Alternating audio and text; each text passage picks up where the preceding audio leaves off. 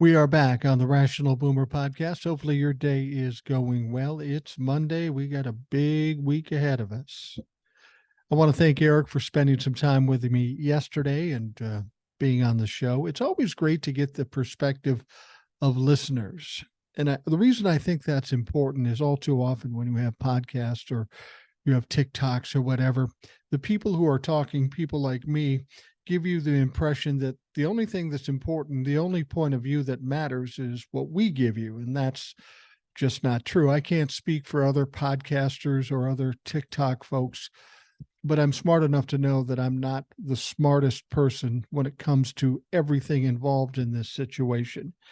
I'm very fortunate that I have a lot of intelligent folks in the audience. And when they come on the show, they show us just how much they know. And I learn a lot from these folks. That's why I always encourage to have listeners on the show, no matter who they are, what they are, where they've been. I want to know their perspective because it gives me a chance to take a look at things a little differently than I do. I mean, I have a very specific perception of things, but that doesn't mean that perception is always right. Maybe there's some things that I don't understand. And that's the one thing I always tell people. Don't be afraid to be wrong, and acknowledge when you're wrong, and then learn from who's ever smarter about a given subject and add that to your quiver of intelligence, I guess. People have this fear about being wrong, and it's really not that big a deal. We're all wrong all the time. Why not make it a positive experience and a learning experience instead of having your ego hurt because you may be wrong? And I've been wrong many times here on the podcast, on TikTok, with my family. My family, I have to say, they're more likely to point it out than you folks are. But if you ever hear something coming out of my mouth that's just not right and you can show me how it's not right, please tell me. I need to know that. I'm not delusional enough to think that I know everything. I don't. And so when Eric comes in, or before him, Dan or Ed comes on, I've got some new people coming up, I think this week or next week, that are listeners that haven't been on before. I'm always excited about that because it's totally different perspective, and it's stuff I need to hear. It's stuff you need to hear, so we can come up with some intelligent and informed answers to problems. All right. Well, today is a big day. It's a big day. And the reason it's a big day is because Donald Trump is scheduled to testify in Latiticia James' lawsuit against him, his family, his company, for business fraud. They've already had a decision on this case. As much as Donald Trump, Eric Trump, and Don Jr. are thinking they're going to win this one, they've already lost because the Judge Engoron, has already found them liable for massive business fraud. This trial that's going on is basically trying to figure out how much Donald Trump, his family, and the company is going to have to pay to in fines regarding their crimes, their decades of crimes. But somehow they think they still have a shot to pull this out. That's Donald Trump for you. He thinks he can talk his way out of anything. Well, in this particular case, he's going to learn a lesson very quickly. But he is scheduled to testify today. Now, Don Jr. and Eric last week didn't do very well. In fact, they may have implicated themselves in criminal activity as well. We'll see where that goes. But Donnie Trump is a little different case study. Donnie Trump is all about emotions, and he's going to be very upset. He's already very upset. He's getting gagged by Judge Engoron, and he can't say certain things, so he's encouraging his lawyers or people from Congress to rip on this poor clerk who has done nothing wrong. You would think they'd learn a lesson after they did what they did to the election workers in Georgia, but they don't care. Donald Trump is flailing at this point, and he's very angry and very scared. This is not the optimal situation for him to be on the stand under oath. I mean, under normal circumstances, it's not optimal to have Donald Trump on the stand under oath. He has an aversion to the truth. And the problem with this is even though this is a civil case, if Donald Trump or any of the Trumps commit perjury by lying on the witness stand, then that becomes criminal. So Don Jr., Eric Trump, Ivanka Trump on Wednesday, or Donald Trump today, if they lie on the stand, they are open to the possibility of being charged with perjury, and that's jail time. It'll be interesting to see what they allow him to do on the witness stand. Are his lawyers going to tell him to just plead the fifth? That's not going to help the case at all. In fact, it may hurt the case, but it might save himself from some embarrassment or future indictments. But you and I both know that Donald Trump is not big on taking advice or doing the smart thing. So I suspect he may talk. Because as I've said, he thinks he's so gifted orally that he can talk his way out of anything. And that's just not going to happen. Maybe he'll do what Eric and Donald Jr. did. Oh, I don't know nothing about nothing. I just signed whatever the accountant said. That's well and good, but the fact of the matter is the accountants, as I've said, have to come up with the data, and that data comes from the company, comes from the people who own the company, meaning Don Jr., Eric, and Donald Sr. So it's going to be very intriguing to see what Donald Trump does. And we don't have to wait any longer. It's today. In fact, by the time you listen to this podcast, it may very well be over. But you can trust I'll be talking about it on TikTok and on this podcast tomorrow. So I'm looking forward to that. Now, as I said, Donald Trump is not in the best mood these days. Nothing is going well for him. And there was one other thing that happened yesterday that is going to piss him off even more. In fact, I know it pissed him off because he reacted to it. Apparently, Iowa Governor Kim Reynolds endorsed Ron DeSantis, which is weird because Ron DeSantis is dropping like a rock. He's not even a viable candidate for the nomination as far as I'm concerned, but she supports Ron DeSantis. Well, this makes Donald Trump very mad because Kim Reynolds, very popular governor, even though she's a Trump humper in Iowa. And if the governor of the state of Iowa does not like you and speaks out against you, that's going to make it hard to win the Iowa caucus, which is kind of important to the Republicans as they start out the primary season. But you see, Donald Trump doesn't use common sense, logic, or even intelligence. It's always striking back at somebody who doesn't do what he likes, doesn't say what he likes, and he just strikes back. Donald Trump is constantly burning bridges and scorching the earth, which means he can never go back and try to fix things because that's just not in Donald Trump's nature. He doesn't apologize. He doesn't step back from anything. All he does is double down, triple down, and make things worse. And in Iowa, he's got some problems. I think the people they've talked to, some of the people that I've seen interviewed are a little tired of Donald Trump, his bullshit, his pomposity, his abrasiveness, his lies, his cheating, his baggage. I don't think Donald Trump's going to do well in Iowa. And of course, he'll probably start screaming that it was rigged, it was fixed. This is just the start of bad things to come for Donald Trump. So Kim Reynolds in Iowa, the governor, endorses Ron DeSantis. So let's see if Ron DeSantis wins the Iowa caucus. That's coming up in a while. We'll see what happens. But again, Ron DeSantis is losing ground so fast. He's not a winner. I don't know what Kim Reynolds is doing or what she hopes to accomplish, but Ron DeSantis doesn't have a prayer. Donald Trump has more of a chance, a bigger chance of being the nominee for the Republican Party. And I don't even think he's going to be the nominee. I've talked about this many times. People have disagreed with me, and I've told people I could be wrong about this, but with all that's happening, he's going to be hard pressed to find the time, come up with the money to be able to do anything. I mean, he's got the votes, he's got the support, but is that enough to mount a campaign? I don't think so.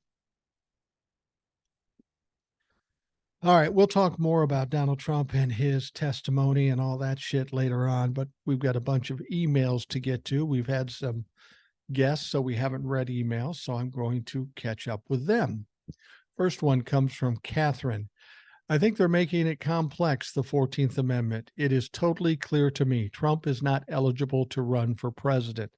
Plain and simple and clear and present danger, Will Robinson.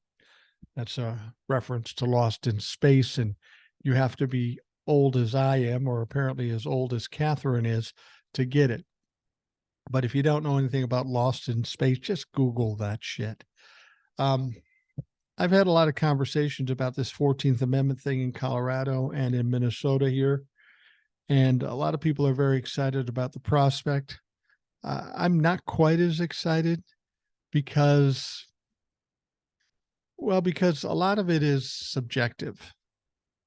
It's about an interpretation of the Constitution.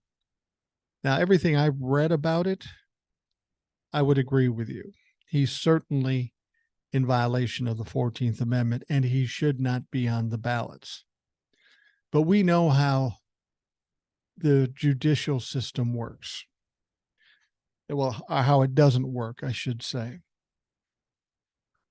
If they're going to accomplish this, it's got to be hard and fast, it's got to be decisive, and it's got to be without question.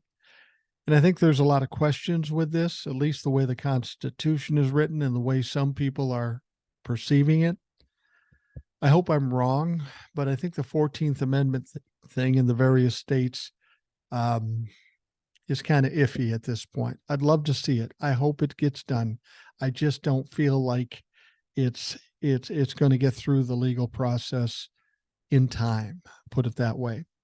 It's got to go into the legal process. It's got to get out of the legal process in a year's time. And unfortunately, the judicial system doesn't work that way, especially if you've got people trying to delay it. And you know Donald Trump and the Republicans will do everything they can to delay it. But this may be one of the times I'm wrong. So we'll see. I got my fingers crossed. I hope it works. I'm just not sold yet. All right. Next email says, "Hi Boomer, I'm a big boy and bets my responsibility." Okay, this is Jeff. He's the one that was betting with somebody that Donald Trump will not be the nominee. I think it's a good bet, but I hate to put somebody else's money on the line if they're going with me, because as I've said, I can be wrong. He goes on to say, "So there's no pressure on you, and I'm with you. I don't think he'll be the nominee. That's based on my gut and listening to you sprinkled with a dash of hopefulness." I think that's a fair way to look at it. My own best call on how is that he will stay in, but he will be so battered and sullied that in the first few primary voters will shift to whoever the Trump alternative seems to be. And my current guess is Nikki Haley with Christie as her attack dog VP. I think you're maybe on the right track with that. I question Nikki Haley, though, because of the basically racist or white supremacist in the Republican Party. You've got a woman, first of all, and then you've got a woman of Indian heritage, East Indian heritage. I don't know that the Republicans would ever allow that to happen. I think they'd be more apt to go with Christie because he's loud. But Christie doesn't have the kind of support, and really neither does Nikki Haley. Nikki Haley's getting closer to Ron DeSantis, but he's still way fucking behind Donald Trump. They don't have the kind of support where they would have hopes of being president. But you know what? They may be stuck taking somebody like that. If Donald Trump doesn't end up being the nominee, they're going to have to take somebody who doesn't have a lot of support and put them up against Joe Biden, and they're going to get their ass kicked. I've said this before, I'll say it again, and this will come in another part of the show where people are freaking out. There is no Republican right now that can beat any Democrat in the 2024 election. That means whoever the Republicans put up, and I don't care who it is, Nikki Haley, Donald Trump, whoever, against any Democrat. Now, presumably it's going to be Joe Biden, But if something should occur or whatever happens and somebody else goes up as the nominee for the Democratic Party, I still think it'll be impossible for a Republican to beat a Democrat. Jeff goes on to say, I'll offer you the same bet and take either position because buying you dinner would be on behalf of all of us. And it would be worth it to hear the waiter in some fancy joint dismissively tell you, no, sir, we unfortunately don't offer applesauce. That actually happened to me in California at a business dinner. They didn't have beets either. I'm like, next to you, you'll tell me you don't have ketchup. They had ketchup and brought it out in a teeny bowl. Yeah, you're going to too fancy of places. All right, boom, keep on rolling. You demand best garage door, Jeff. Thank you, Jeff. I appreciate it. You don't have to buy me dinner. I buy dinners all the time, my wife and I, because that's our hobby, going out to dinner. We went out to dinner yesterday, kind of a little, I don't know what you would call it, kind of a roadside um, bar, restaurant, more restaurant in a tiny town. We had no reason to be in that tiny town. My wife said, I heard this place is good. So we got in the car, drove about 50 minutes and had actually lunch there, a late lunch. But that's what we do. That's our excitement. Then after that, I went to my grandnephew's hockey game, hung out there for a little bit, came home. Wife had to go to bed early because she's getting up early. She got up this early this morning to work.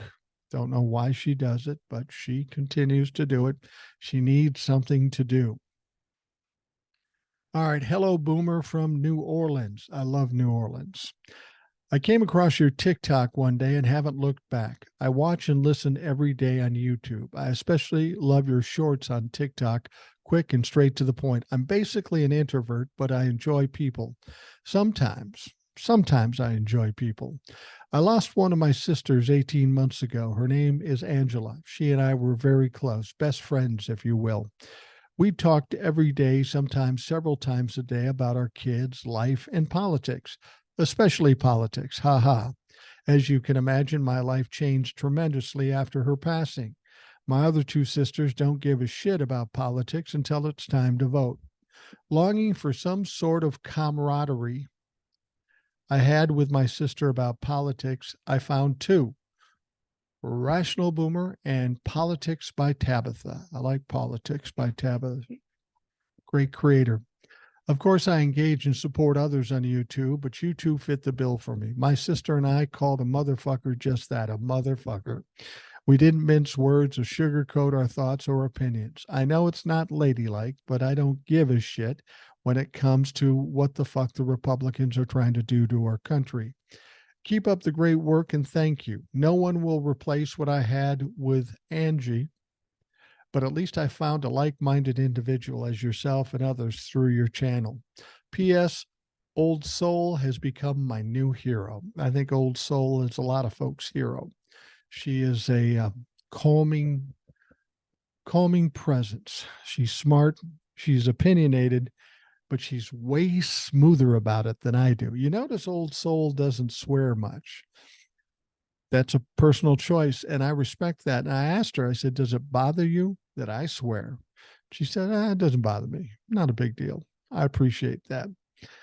I think words can be very powerful, but I think, there are too many people that buy into the swearing and all that stuff as if it's important. It's not important. The words you use have some power, but the content or the intent you have in what you say is more important. Now, I might say motherfucker, I might say bullshit, I might say all those things, but I believe it's valuable in terms of accentuating what I'm saying. And as long as what I'm saying is positive in the sense of what we need to do and what's going on to harm us, I think I'm okay. I think I'm okay with that. And besides, that's just the way I talk. People ask me to quit swearing frequently, and it's just the way I talk. I'm sorry. Now, Old Soul had a couple of comments, Hey, Boomer, I was finally able to watch the TikTok live podcast. Great show as usual. The way you deal with Trump LaFux remind me of a Mark Twain quote. Never argue with a fool. Onlookers may not be able to tell the difference. Well, there's something to be said about that. I found it comical that they get in their feelings when you deny them attention they desperately crave. They're a pretty sad bunch, aren't they? Yes, they are a sad bunch. Keep giving them the blues, Boomer. Thanks for what you do. Old Soul.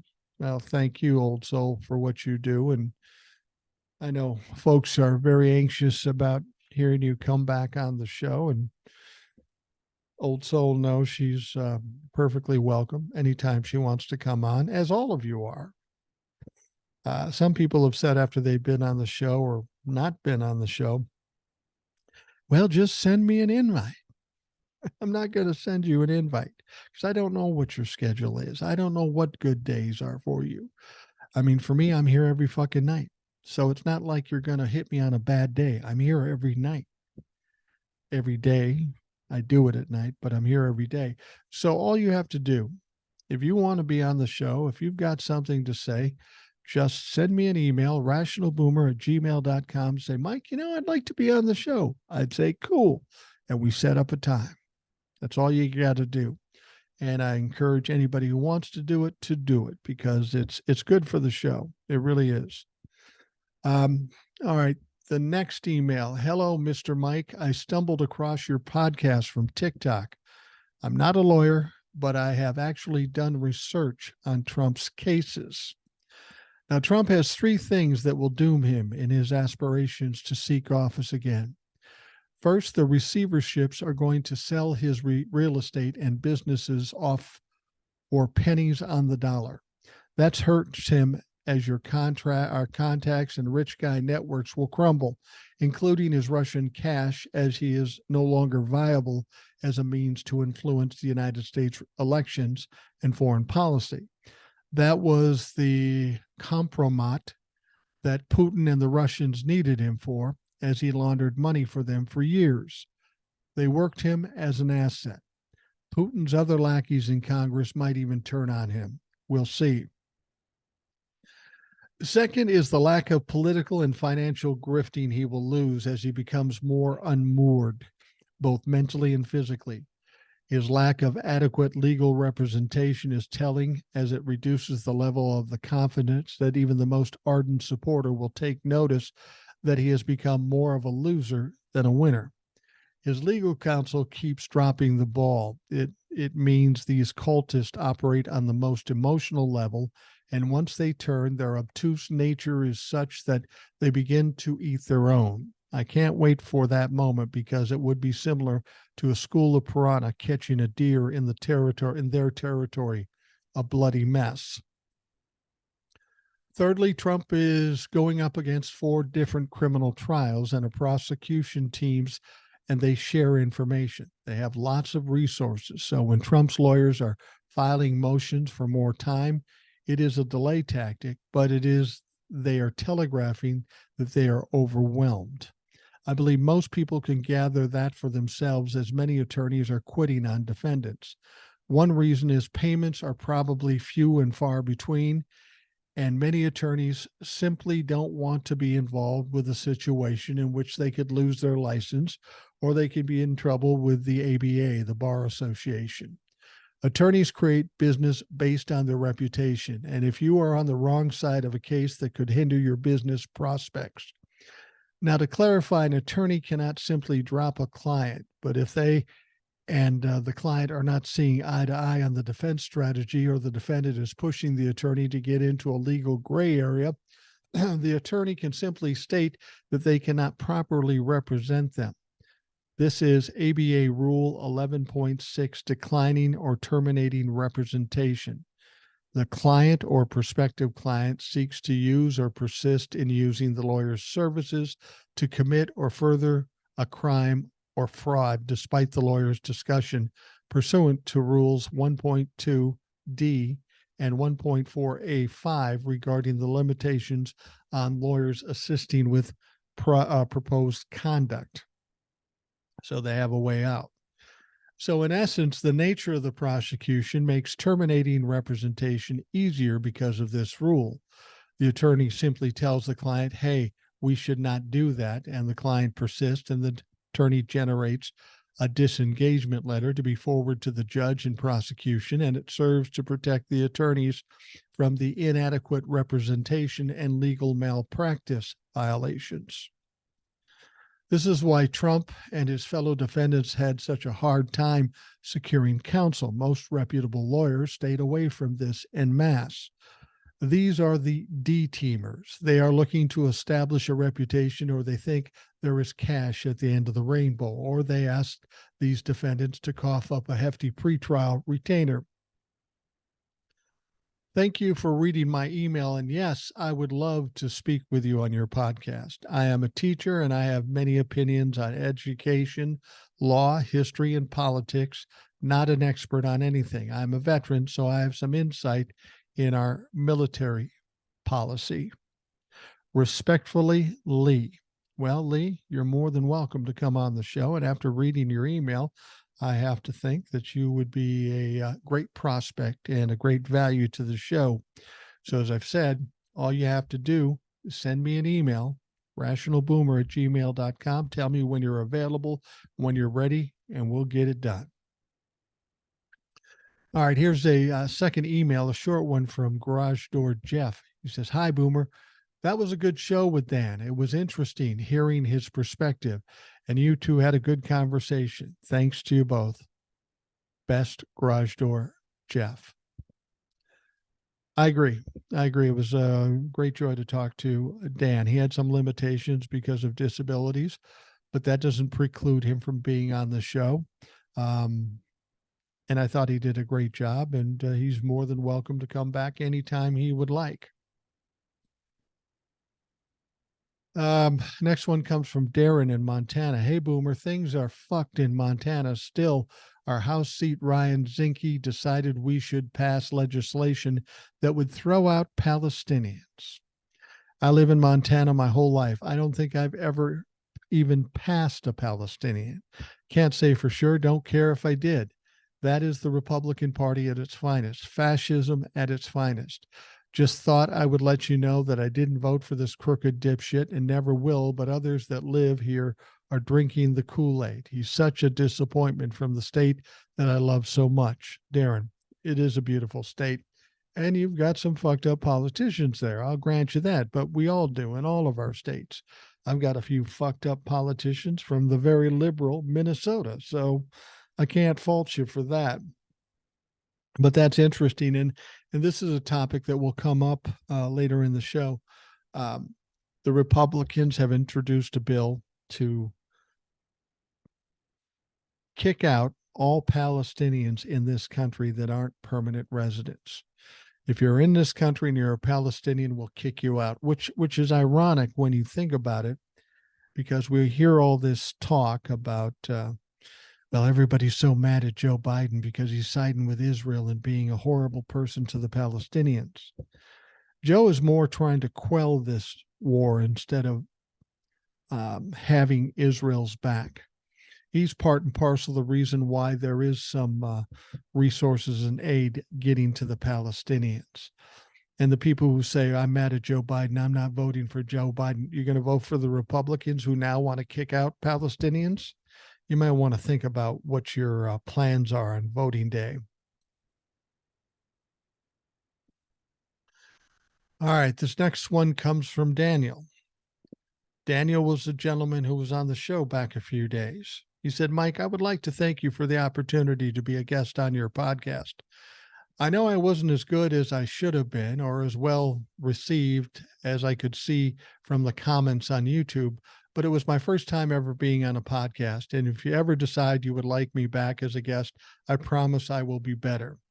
I just wanted to thank you for this awesome opportunity for the first time. Have a wonderful day. Best regards, Dan. First of all, got nothing to apologize for. I sent you an email to that effect too. You did fine. You did fine. When you take somebody who's not used to being on the air, so to speak, and you put a microphone in front of them and say, go, it's not easy. I understand that. You have to understand, I've done this for 40, 45 years. So this is kind of second nature to me. We all have different strengths and different abilities, and all of them are important. So you did fine on the show. And I don't get what you're saying about the comments on YouTube. I checked the comments on YouTube. I didn't find one negative comment, not one. And I'm not surprised by that. I didn't expect there to be any. So I was surprised that you mentioned that. I didn't see them. And Dan, let me put it to you this way. If you're worried about negative comments, never go on TikTok. Because I'm on there all day, every day, and I do the podcast every day, and I get so many negative comments. And none of them bother me, not in the fucking least. I don't care. I wear them as a badge of honor, because if I have one hobby in life, it's pissing people off that I want to piss off. I was talking about this on TikTok. I had a situation where I was talking about the Israeli-Hamas war, and I said, I don't really have an opinion on it. It's one of those things, either side you pick, you're going to get shit. But more importantly, I didn't know anything about it. I don't have a dog in the fight. And somebody came to my comments and said, well, Mike, I'm going to have to disagree with you on this one. The fuck are you disagreeing about? I didn't offer an opinion.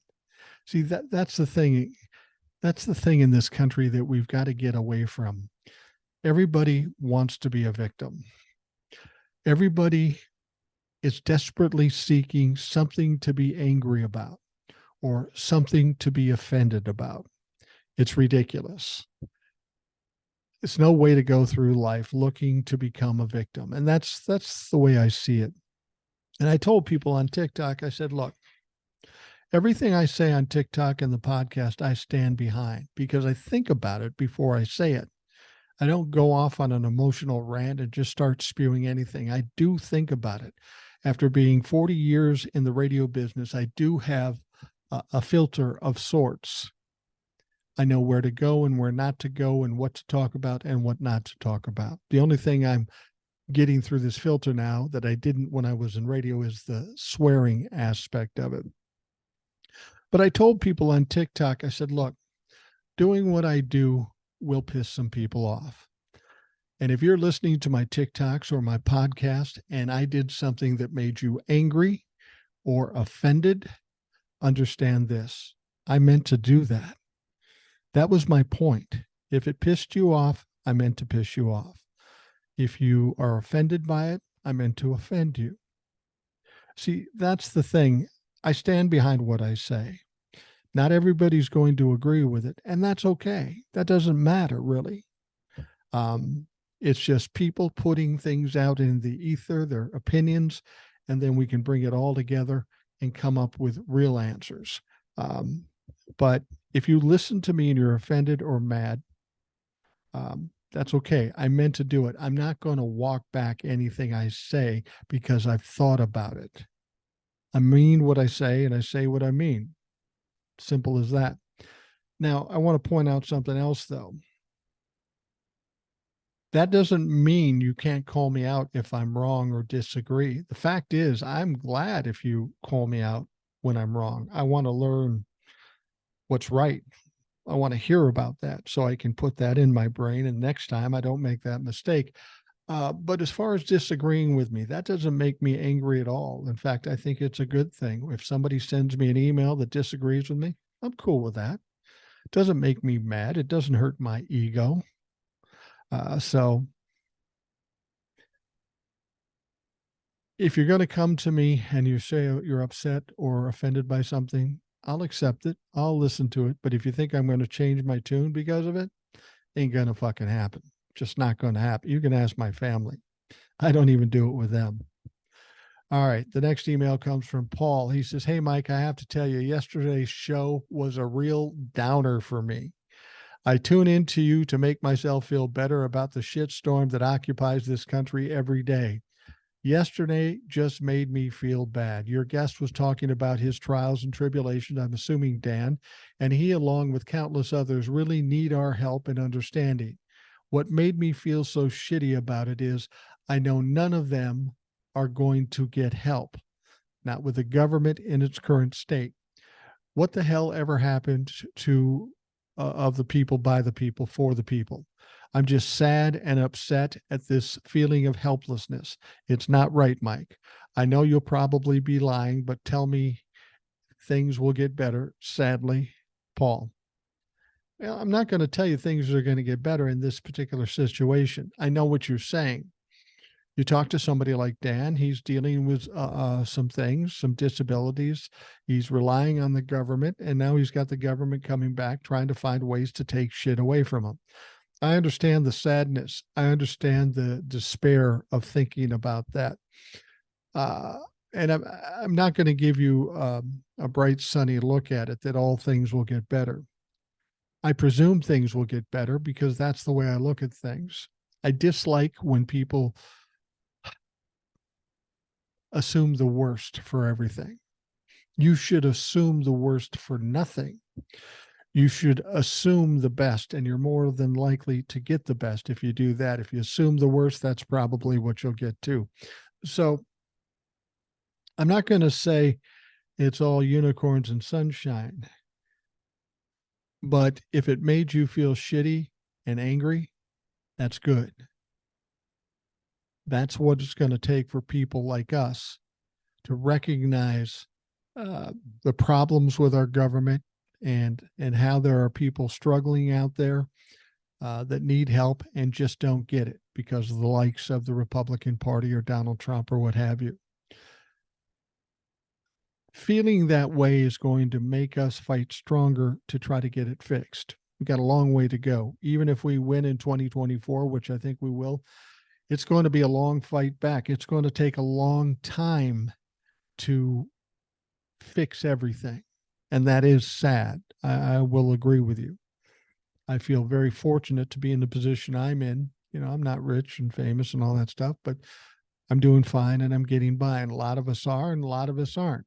And I hate seeing people that are struggling.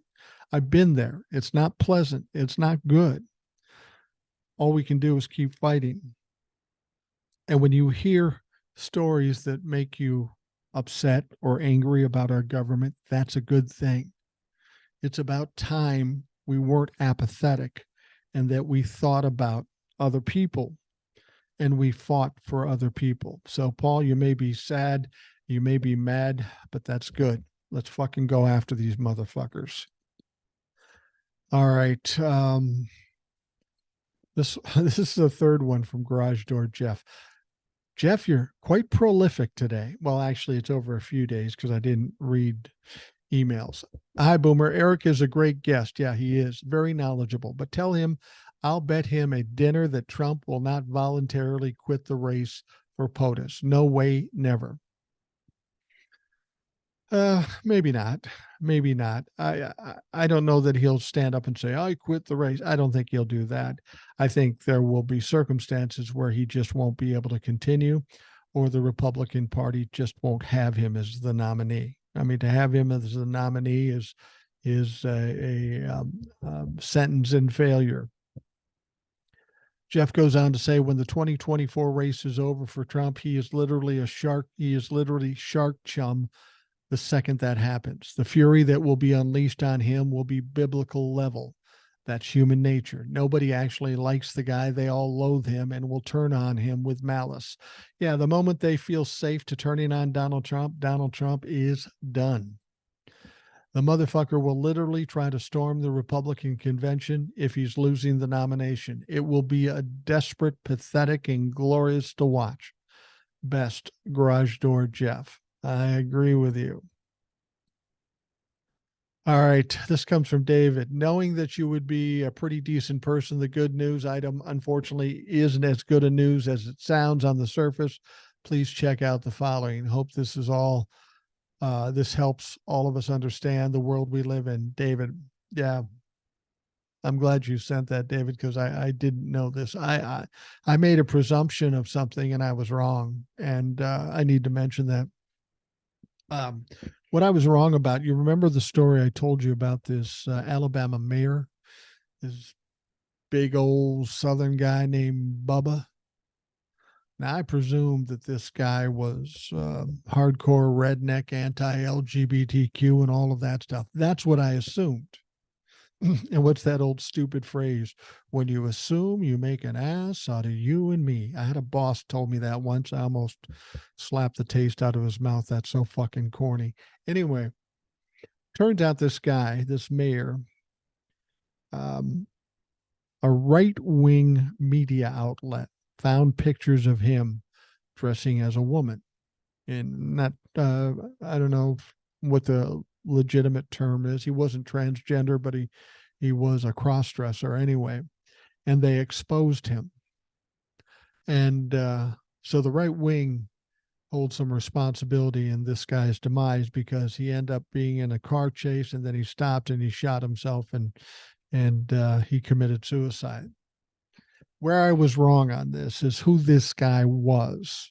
I haven't read it in depth, but this guy wasn't vehemently against LGBTQ. He wasn't a hardcore Trumplafuck. He was a guy that enjoyed cross-dressing, and the Republicans found out about it and they crucified him. That's what happened. So by making fun of this guy or making light of his circumstances, I was absolutely wrong about that. I apologize for that. And I'm sorry for this gentleman's despair and his thoughts that he needed to commit suicide. It's a sad thing. So, David, thank you for enlightening me and correcting me. That I appreciate it very much. All right, got one more email, and I don't even know if I was supposed to read this email, but I'm going to, because it's going to cause me to do something I wouldn't normally do, but I think it sounds interesting.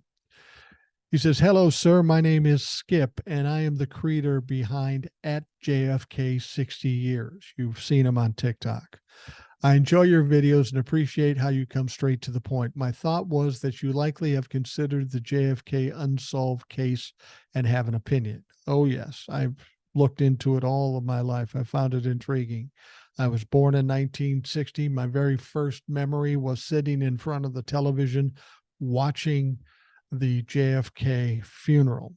I didn't know what it was, but it was imprinted on my mind." He goes on to say, "I started my TikTok nearly exactly a year ago at Thanksgiving. At first, it was intended to just chronicle my pilgrimage to Dallas, Texas to walk Dealey Plaza in person, something I've always wanted to do, but I did not get to go this year for various reasons. And in the meantime, I had a couple of viral videos. Next thing I know, I'm a creator." Well, I will tell you this, Skip, I have been to Dealey Plaza. I was in Dallas for some other reason. I made a pilgrimage there. I went to the sixth floor of the school book depository. It's kind of it's almost like a museum now. And you go there and you can see the spot where Oswald was alleged to have done the shooting. I walked around Dealey Plaza, the grassy knoll, and all that stuff, and it was highly intriguing to me. It was something that happened early in my life, and it's been contested all of my life. So yes, I do have an interest in it. He goes on to say, "I've done a few lives before, but I do not have regular mods. Depending on when you're available, maybe yours could mod. I'm open just about any time on Sunday. On weekdays, it would likely be after 6 p.m. What do you think?" And I said to him, absolutely, I would love to do that. I would love to do a live with him. He asked me to do it yesterday at about 6 o'clock, and I just wasn't going to be around.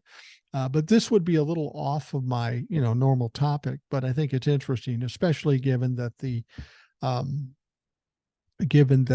anniversary for the 60th anniversary is coming up November 22nd. One of the reasons, beyond my interest in the topic, I think we all have a lot of interest in the topic because there's so much information we don't know in spite of the release of so much documentation. I think this was a very important time in our country and politically speaking, because it seemed like the day, and I think Skip said this in one of his TikToks, this was the end of the innocence in this country. Prior to that, the 50s, early 60s, everything was pretty, I don't know, like frosting. It wasn't, we didn't think anything, we didn't know anything. And then this happens. And then all of a sudden, there's a massive distrust in our government. And that hasn't gone away in the 60 years that this has been happening. People think there was something more to it. I think there was something more to it, but none of us know for sure. So, Skip, I would love to do a live with you. And I told Skip, I said, maybe you want to come on the podcast too. It's maybe a little bit of a departure for the things I do, but as you all know, I think we can all say it in unison. It's my fucking show. I'll do whatever the fuck I want. And that's kind of not true, because the show is my show per se, but it's all of your show too. So if you have some insights on whether I should do a show like that, please let me know in the emails, rationalboomer@gmail.com. Would you like to hear a show like that? Now, I will just preface this in saying, I want to hear what you think. And I want to know if you think it would be a good thing to talk about on the podcast. But understand this, regardless of what you say, I'm still fucking doing it. All right. Well, let's take a quick break and we will be right back.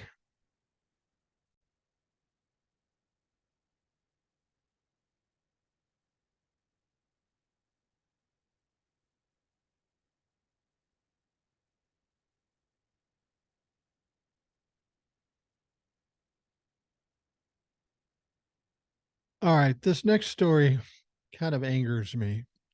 I'm not one to lose my temper, but this is something we've talked about before, and we still have people getting upset about it.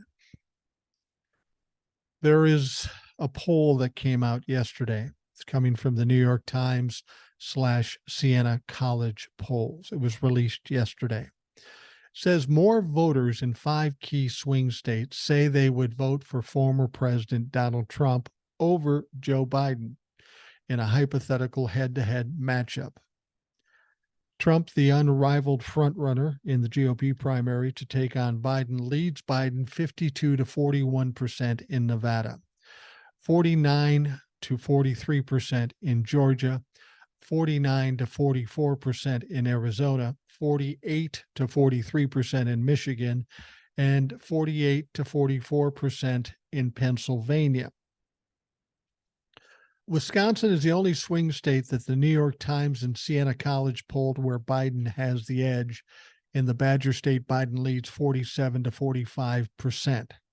Now, the results of the polls, which were conducted from October 22nd to November 3rd, are perhaps the most alarming sign yet for Democrats that Biden faces an uphill battle in his bid for a second term. If Trump were to win by the margins in the surveys published Sunday, he would obtain more than 300 electoral college votes and easily win the presidential election.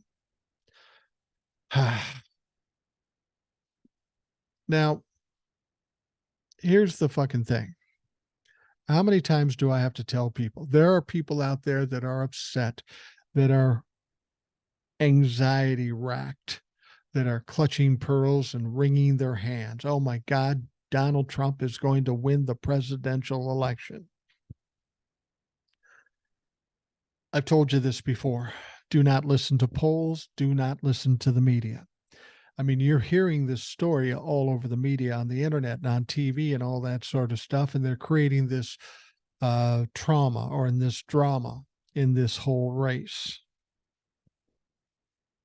But are you really going to listen to polls? We've talked about this. The polls said that Hillary Clinton would beat Donald Trump in 2016. Wrong. The polls said Donald Trump would beat Joe Biden in 2020. Very wrong. The polls also said there would be a red wave in 2022. They were very wrong. Biden's campaign notes that a Gallup poll predicted that former President Barack Obama would lose a year before his 2012 reelection. And that polling predicted a much worse performance for Democrats in the 2022 midterm elections they ended up delivering. So the point is we've got these polls, and here's what we don't know about those polls. Who's funding those polls? We'd heard in some previous stories that there are some polls that are owned, operated, and funded by wealthy Republicans.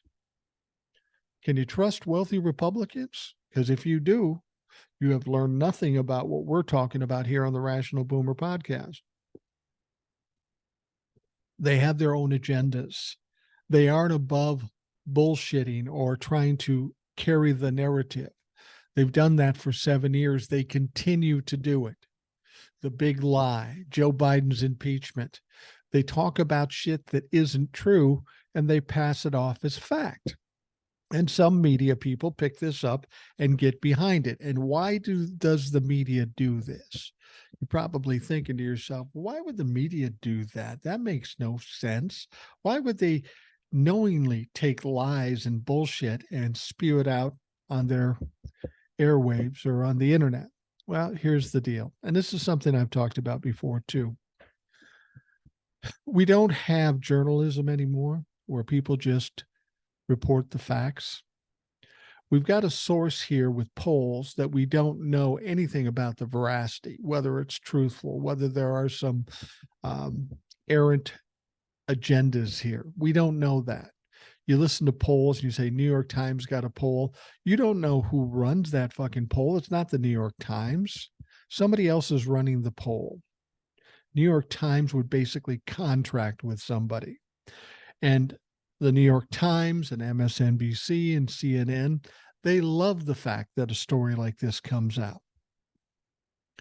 The media these days, I don't want you to think of them as journalists because they are not journalists. They're more fight promoters. And here's what I mean. If the media were to come out today, knowing that Joe Biden beat Donald Trump by 7 million votes in 2020, knowing that Donald Trump has gained no support, no votes in that time, knowing that he's probably going to lose if he's the candidate by 10 or 12 million votes or more. The media is not going to come out and say, oh, by the 2024 election, that's going to be a landslide for Joe Biden. They'll never do that, even if that were true, because there's no money in it. There's no reason for you to keep glued to your television sets or your computers on the internet to keep track of what's going on. So they're more than happy to take these polls and act as if they're true. They don't investigate whether they're true. They aren't trying to verify any of this stuff. It's handed to them and they report it because it's the news they want to hear. They want you upset. They want to create drama. They want to create trauma. Then you get upset and you keep watching. My point is, if you're going to look at the 2024 election, instead of listening to bullshit from pollsters or from the media or from the Republicans, simply look at the facts. Because the facts would tell you something exactly the opposite of this story I just passed on to you. Here's the thing. The Republicans have embraced overturning Roe v. Wade. Even though they saw it destroyed them in 2022, they still embrace it. They embrace open gun laws. They embrace overturning elections. They embrace undermining democracy and trying to overthrow the country. Now, if you look at other polls, which you've got to take into consideration, but the vast majority of the people in this country are dead set against everything the Republican Party stands for.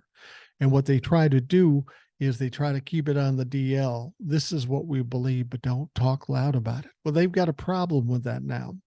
Their new Speaker of the House is talking about a national abortion ban, criminalizing abortion, outlawing contraceptives. These are all things that the Republicans want to do, but they don't want to talk about it because it's unpopular, which makes no sense to me. If it's unpopular and you're going to lose votes for it, why not just change up your policy? But they won't do that, not until they get their ass kicked in 2024. When you look at those facts, when you look at the polls, what they told us about 2022, and then you saw what happened in 2022, and you know why that happened, because of the abortion issue. That abortion issue has not gone away. People haven't forgotten about it. They're still fighting for it, and it's going to impact the 2024 election. Then you throw in all the other shit that's going on, the indictments, the charges, the upcoming trials, all of this shit. I would sit across from any pollster and say, please explain to me who you're asking or who you're polling and how many you're polling. We don't know who's funding the polls. We don't know who you're asking. I mean, let's be honest. Say you're polling Pennsylvania and you only go to rural communities where there's older people. Of course, it's going to look like that Donald Trump is going to win, but that's not a fair poll. And I don't know that they do that or they do that. That's the problem. We don't know where this comes from. Some guy could have pulled this out of his ass and just said that because that was his agenda. Don't worry about that shit. Don't get all anxious about these polls and how the media reports it. It's all ridiculous. I mean, I even saw an article about this Axelrod guy. He worked for a president. Did he work for Obama? Maybe it was Bush. I don't know what it was. But he's a media guy now. He's not a politician anymore, David Axelrod. And he was saying, well, Joe Biden should just drop out and we'll get somebody in there more popular. No, motherfucker, that's not what we're going to do. Joe Biden has done the job. He's done extremely well with the job. He's the incumbent president. He is the best, as long as he's healthy, he is the best choice to win in 2024. You're talking like a media guy because you like to stir shit up. You're not talking like a politician or anybody with common sense. It's not going to happen. Joe Biden is going to be the candidate unless something drastic happens, and he's going to win. There's no question about it. I've looked at elections before, and I could kind of tell who was going to win based on what was going on. Fact of the matter is, in 2016, I predicted Donald Trump would win. I had no idea what that meant to the country. I knew it wasn't good, but I had no idea how bad it would be. But just looking at things and using logic and common sense and facts, he was on track to win. It was a bad situation, and the reason he won wasn't for good reasons, but he did. And I'll be honest with you, in 2024, I'm more confident about Joe Biden winning or the Democrats winning in 2024 and easily beating the Republicans. I'm more confident about that than I've ever been about any election. And it's not because I'm a psychic or know something or have an inside track. It's simply the facts. It's not like somebody had a bad policy in international law or something like that. These people took constitutional rights away from women, 50% of this country. They've put these women in danger, medically speaking. That's not going away. Nobody forgets about it. That is going to be the sticking point among all the other bullshit going on. So if you listen to polls and you listen to the media saying, oh, Joe Biden's in trouble, he's not in fucking trouble. That's ridiculous. That's absolutely bullshit. I'm telling you, man, I get frustrated when I listen to the media. I'm not a big fan of the media because I don't think they understand what their job is. They once dealt in journalism, and some of these people suggest they are journalists. I don't know many journalists in the media today because if they think they're journalists, they don't understand the definition of journalism. All right. Well, there was a get together down in Florida. Presidential candidates got together in something called Florida's Freedom Summit. I'll give you a guess on what that was about. It's a bunch of Trump-la-fucks getting together and talking shit about Democrats and huffing and puffing for Donald Trump, except there was a couple of naysayers there, a couple of candidates for the presidency that didn't have kind words for Donald Trump. Number one was Asa Hutchinson. He's a presidential candidate, doesn't have a chance in hell. He's got no support, but yet he's still in the race. And he said there is a significant likelihood that former President Donald Trump will be convicted next year.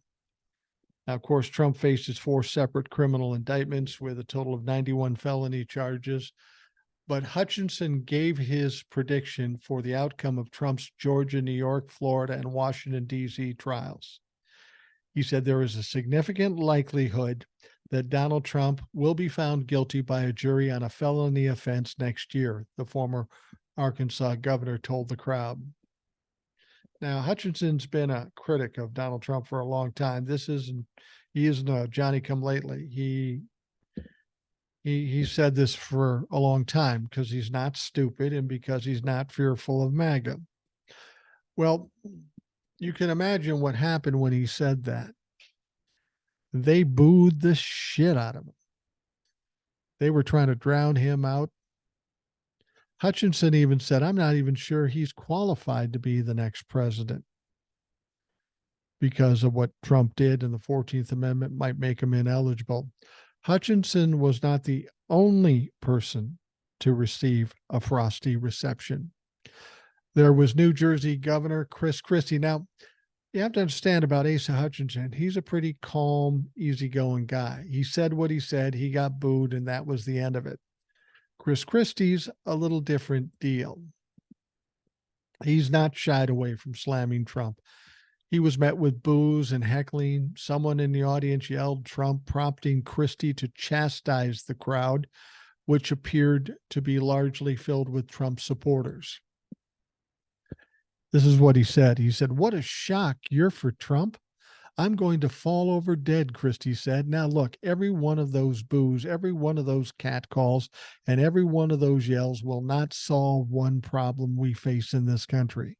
He added, "Your anger against the truth is reprehensible," later slamming the crowd members for their pettiness and fear of the truth. Now, you're probably thinking to yourself, why would he do that? Did he just sink his candidacy because he did this? He went scorched earth on Donald Trump, and everybody at the Freedom Summit didn't like him or Asa Hutchinson for that matter? And I will say this, what both of them did is very calculated and actually was a good idea. And here's why. There is no way those Trump supporters would ever vote for Chris Christie or Asa Hutchinson, even if those two kissed Donald Trump's ass all day, all night. He knew he was going to get that kind of response, and he was okay with it. I believe that Asa Hutchinson and Chris Christie have taken this different tact because they've seen how it hasn't worked for everybody else. And while they might be pissing off people that weren't going to vote for him in the first place, it might get the more moderate or conservatives that are trying to step away from Donald Trump a little more courage to stand up and speak for them. You got a Republican Party that for the most part is kissing Donald Trump's ass, but you got a two that don't. Everybody's the same except these two. They're trying to separate themselves. Will that get them the nomination? I don't know. It depends on who truly controls the Republican Party. But this was a good plan for them. They're pissing off people that weren't going to vote for him anyway, and maybe they will catch the attention of people who are trying to get away from Donald Trump. It may work, it may not work, but it's a strategy nonetheless, and I don't think it's a bad strategy. Do I think Chris Christie or Asa Hutchinson will be the nominee? No. But I will tell you this, by them doing it, whether they become nominee or not, it's a good thing for this country. It's nice that we finally have Republicans speaking out against Donald Trump and the whole MAGA faction. We need that. Because up to now, the Republicans have just fallen in lockstep and given MAGA free rein to do whatever they want, even though they're a small a small minority within the House caucus, the Republican caucus. Somebody needed to step away, and these two did. I don't know that it'll ever get them to be the nominee for the 2024 election, but they did something there. There's a lot more that has to be done. There's a lot more people that have to step back from this and speak the truth as opposed to the bullshit they've been speaking up to now. But I think they knew exactly what they were doing, and they did it exactly the way they planned it. And it's small, but I think it's a good thing for this country. That doesn't mean I like Chris Christie or Asa Hutchinson. I do not. I would never vote for them. But we need people in the Republican Party standing up and separating themselves from the criminals that are MAGA. Now, speaking of criminal and corrupt MAGA fucks, let's talk about House Majority Leader Steve Scalise. He was being interviewed by George Stephanopoulos. And he refused to say, after asked by George Stephanopoulos, that the election was not stolen. George Stephanopoulos asked Majority Leader Steve Scalise, can you say that you believe that the election of 2020 was not stolen? George Stephanopoulos asked him that 6 times, and he could not say it. What he did is what all these Trump-fucks do. Well, you know, there's this on this side, or a lot of people believe, or there were problems. They don't answer the question, which is ironic because it's a pretty simple black and white question. Do you believe the election was stolen in 2020? There's really only 2 answers, yes or no. But he wouldn't say either because he's terrified. If he says no, he's going to take heat from MAGA, and he's not ready to take that kind of heat. You would think a guy with cancer could take a stronger look at his own credibility and his own integrity, but he's not. If he said, yes, it was stolen, then he's going to be called out for lying, and he knows this. These are people who are just fucking cowards. It's not just Steve Scalise. Almost any Trump-fuck you put in front of a television audience, they will be asked, do you believe that Joe Biden won the election fair and square? And none of them can answer the question. All of them have to divert and distract, and it's ridiculous. Now, Stephanopoulos asked again, can you say unequivocally that the 2020 election was not stolen? And this is what Scalise said. What I've told you is there are states that didn't follow their laws. Stephanopoulos says, that's not what I asked. The host pushed back. Can you say unequivocally that the 2020 election was not stolen? Look, Joe Biden's, I know you and others want to talk about 2020, Scalise deflected, citing challenges with Russia and China. I just want to answer the question, yes or no, Stephanopoulos said, but he never received an answer. Now, I will give Stephanopoulos credit for this. This is something most media people don't do. They would just let him go. But it's not surprising he didn't get the answer. See, that's the thing. It's not so much that he won't admit that there was no election fraud. He doesn't have the courage to say, yes, there was. So what does this politician believe? I mean, I think if we elect a politician, we have the right to know what he thinks, right, wrong, or indifferent. He can't say that the election was not stolen for fear of retribution from MAGA. But he can't say, yes, it was stolen because he's afraid of being a liar. That's about as weak as a motherfucker can be, don't you think?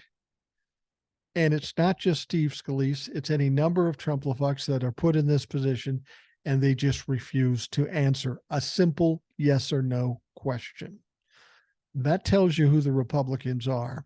And if you can see that and hear that, please tell me why you would ever vote for somebody who can't answer a simple yes or no question. All right, so Donald Trump Jr. and his brother Eric have already testified in New York. and their father, Donald Sr., he's scheduled for today. Now, former federal prosecutor Shan Wu doesn't anticipate there's much the former president can do to save himself that his sons haven't already said. Shan Wu says, if I were Donald Trump's lawyer, I would not want him to be exposed for it, explained Wu, speaking to Simone Sanders Townsend. But he has a tendency to go off. I think it will start off kind of concise and focused, but I'm sure he'll start to meander and speechify in terms of substance. There isn't that much he can say that would convince the judge any different from what his two sons have already testified to. He's unlikely to do a better job than they have done, which isn't that great. So I do look for him to meander off and start to make a lot of statements. I think he's going to get angry too. That's coming from me, not Shan Wu. He went on to tell the MSNBC host that if Trump wanted to take the Fifth Amendment, it would be unlikely to help him because the judge would take an adverse inference. It means the judge will assume you're taking the Fifth Amendment against self-incrimination because if you said something, you would incriminate yourself. But I think there's a lot of ego involved, Wu continued. I think he wants to get up there and say, this is wrong. I'm the victim. I make the best pitch for it. And then he'll campaign for it. But I think there's another part to this. I think Latiticia James knows what's up. I think Latiticia James is going to set him up. They want him to lose his shit on the stand, to discount him further, show his lack of integrity. Because when Donald Trump gets mad, he just speaks out of emotion. He doesn't think about facts or truth or anything like that. He just spews shit and he attacks. And I think they want to expose that in him. Now, I'm sure the lawyer said, be careful. This is a trap. This is what they're going to do. Doesn't matter. Donald Trump doesn't listen to shit. He doesn't listen to shit. So he's going to, unless he pleads the Fifth. The problem he has with pleading the Fifth is exactly what Shan Wu said. It's not going to help him. It's likely to hurt him in the trial itself. But then when he's asked tough questions, it's going to be hard for him not to respond or not to attack. And that will be the further downfall of Donald Trump. So it's happening today. It may have already happened by the time you listen to this podcast. So it's going to be interesting to see how it all shakes out. I'll talk about it on TikTok, of course, and I'll talk about it on this podcast tomorrow. So be looking for that. Now, on Wednesday, Ivanka Trump is testifying. She's tried every which way to wiggle out of this, but they've said, no, you got to testify. And a lot of people believe she may be more devastating than Don Jr. and Eric Trump. Maybe because she's a little smarter and she's proven in the past that she will throw daddy under the bus to save her own ass. And I have a feeling that's maybe how that will go down. But we'll talk more about Ivanka on Wednesday as we get closer to that. All right, Fox News host Shannon Bream. This was an interesting conversation.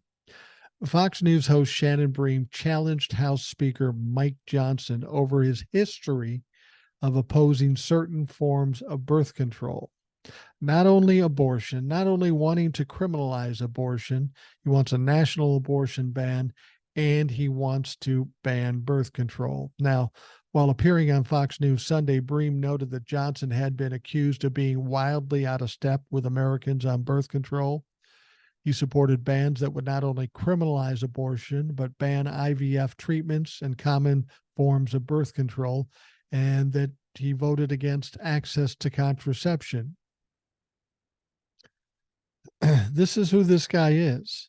And I think the Republicans are really regretting electing this motherfucker because everything that they want to keep on the DL, he says out loud. The moderator said, is that an accurate assessment of where you are? Because that's not in step with American people. Johnson, however, feigned ignorance. Once again, a Republican who refuses to answer the question. Excuse me. No, Shannon, look, I'm pro-life, he said. I have said very clearly I'm a Bible-believing Christian. I believe in the sanctity of every single human life. Listen, prior to the modern time, I mean, until recently, actually, almost all of our nation's leaders openly acknowledged that they were also Bible believing Christians, he added. I mean, this is not something that we should cause great unrest, okay? She goes on to say, to be clear, though, you have voted against fertility treatments and access to contraception. Johnson says, I don't think so. I'm not sure why they're talking about or what they're talking about. I really don't remember any of those. Typical Republican response. He says, as a member of Congress, Johnson has called some forms of birth control, I don't even know what this word is, abortifacients. That's a big word.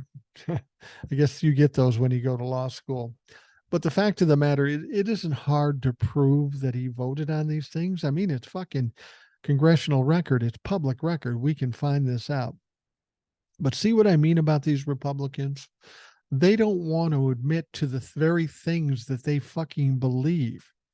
Not because they have any integrity, because they don't have any integrity, but because they're afraid it's going to cost them votes or be an embarrassment to them. And so I really honestly think that Mr. Johnson isn't going to be Speaker of the House for that long. Not so much because Democrats hate him, but because the Republicans are getting buyer's remorse on this bullshit. They're seeing that he is hurting their chances in 2024 more than helping. I think when it comes down to getting this budget thing done, or at least a continuing resolution, he will have to bend some to Joe Biden. There's just no question he has to, because if they shut down the government, the Republicans take a pounding, and most of the Republicans won't accept that. So he'll have to bend to Joe Biden to a certain extent, give Joe Biden something he wants. And the moment that happens, the Trump-lefucks, the MAGA people, will be up in arms. They want the country shut down. They want our country in chaos. So when he has to bend to Biden, and he will have to bend to Biden some, they are going to be pissed off. And once again, we're going to be back in the same situation we've had for the last month in the House of Representatives. Somebody's going to stand up and want to kick his ass out. And when they do that, they don't have anybody else that's even close to getting the votes. And if they do get somebody to get the votes, they're going to get another fucking clown like this, and they're going to be back in the same situation they are in. So I'd like to say that Johnson is going to do this to himself. He's only been in Congress since 2016. He's not an experienced guy. He's not a especially adept guy when it comes to being a politician, and he's going to end up getting nailed for it ultimately. I mean, at least Kevin McCarthy knew what the fuck he was doing. He was doing all the wrong things, and he was evil about it. But this guy isn't even smart enough to fucking lie. He's already telling lies to the media, lies that are easy to prove he's lying. So this guy is in some deep trouble right now. Let's hope he can hold on long enough so we can get the budget thing done so we don't shut down the country. But as far as getting anything else done, yeah, that's not going to fucking happen. Nothing's going to get done in the House beyond the budget situation. All right. We are going to wrap up the Rational Boomer podcast. I want to thank you for taking time to listen today. I hope you have a great day, and we will talk to you again tomorrow.